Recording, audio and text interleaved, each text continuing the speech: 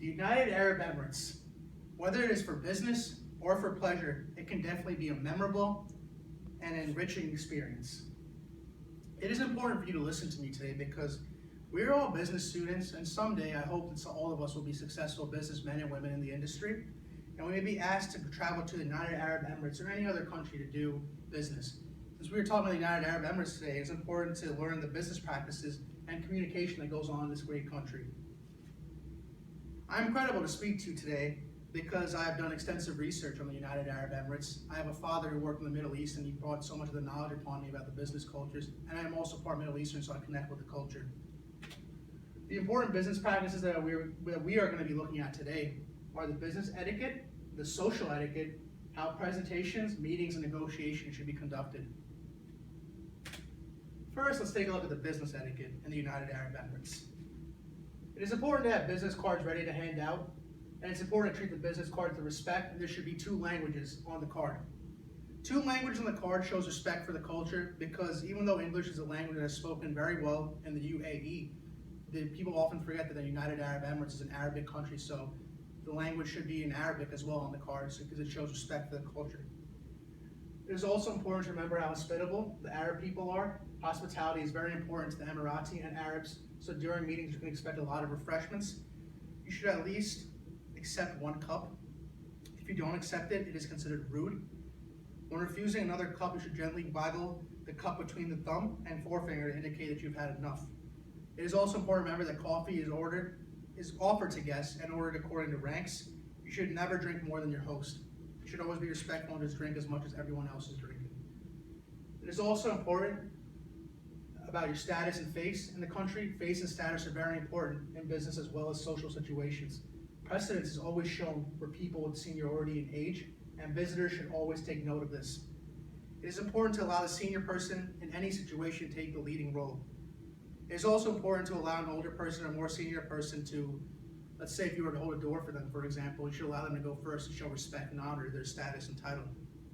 It is also important to dress very properly for the job that you have. Both men and women should dress properly. You should dress for the job you want. It's a saying that we say a lot in America. It's a saying that the Arab people take to heart. A standard outfit for a man is a business suit and tie. A suit and tie is basically worn to any event, a business party, an evening event. Any event should have a suit and tie. It's a Justin Timberlake song, suit and tie. As long as you have your suit and tie, you can do anything. Women should wear loose-fitting garments like dress or loose-fitting trousers. Women should not wear any revealing clothing. So I just spoke to you on the business etiquette that takes place in the United Arab Emirates. Let's move on to the social etiquette. Basically, the social etiquette of business in the United Arab Emirates is very different to what we are used to in America.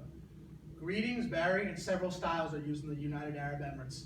It is important to usually wait for the Emirati counterpart to initiate the greeting. So if you're standing face to face with them, usually you should let them wait to shake your hand or hug you or any other greeting they might do with you. It is so traditionally the Emirati greeting between men is grasping the other's right hand, and you place the left hand on the other's right shoulder. Men will even exchange kisses on the cheek and even touch noses and walk hand in hand. This is very different to what we're used to in America. We're just used to a firm handshake when introducing ourselves to another individual.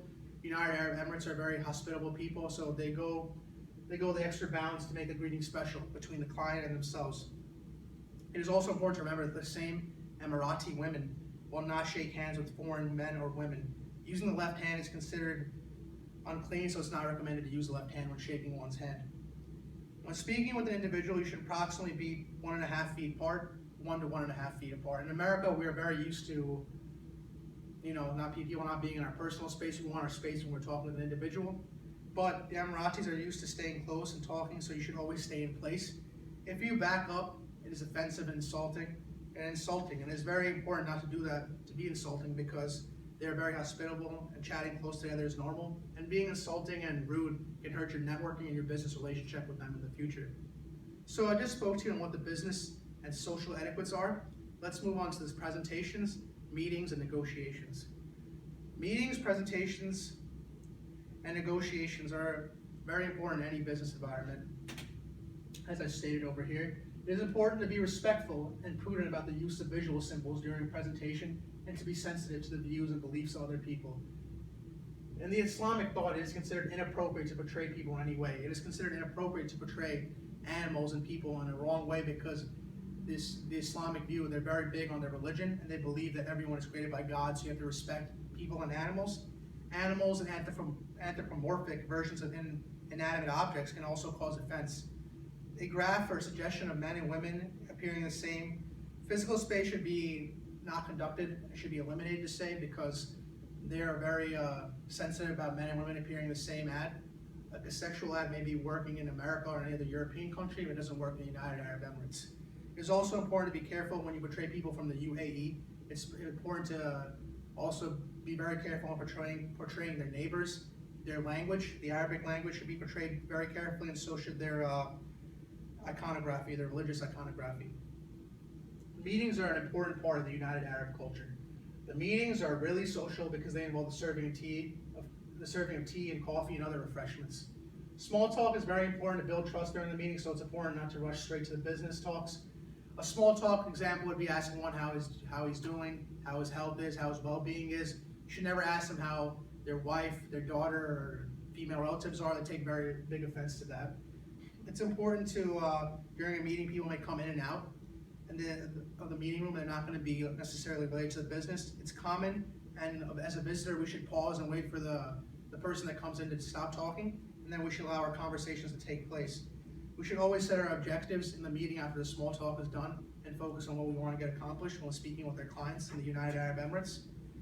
Another important part, presentation of the meeting, is negotiations. Negotiations are a skill that Emiratis pride themselves on, and the reason, and for that, with that being said, they pride themselves on that is because they're known as the king of negotiations, because the Emirates were originally a trading outpost, and some Emirates have great negotiation skills. Negotiation really depends on finding commodities and affiliates as a means of assessing trustworthiness. You basically have to find someone who's trustworthy and who has the same interests as you business-wise. As Emirates were original trading outposts, Emiratis have used multiple tactics over the years to get their way, so you should learn the skill of negotiating. Emiratis may ask a discounted unit price for a product if they ordered a large quantity. If you say you can provide your product at a lower price, they will generally want that for that price. So to keep your Emiratis' pride and trust intact, right, you have to keep their pride, trust intact. You need to make sure that you should be prepared to sacrifice part of your deal to keep the relationship intact, because it's important to have a good network of people you can trust. And you might have to sacrifice some money, but it's good in the long run because you have a great business partner. Today we looked at the business etiquette, social etiquette, and the style of presentations, meetings, and negotiations. Let's wrap it up. The business practice of the United Arab Emirates are very unique, and this is seen by their business etiquette, social etiquette, and how they conduct their presentations, meetings, and their negotiations. Learning the business practices of a country like the United Arab Emirates can help you to deepen your knowledge on their business practices. And if you're ever asked to go there to learn, if you're ever asked to go there, you should learn as much as you can, because knowledge is power, and it will come as respectful if you know their culture, and you will know about their business practices before. It will help you to be more productive and useful to your employer, and maybe possibly your future country of employment.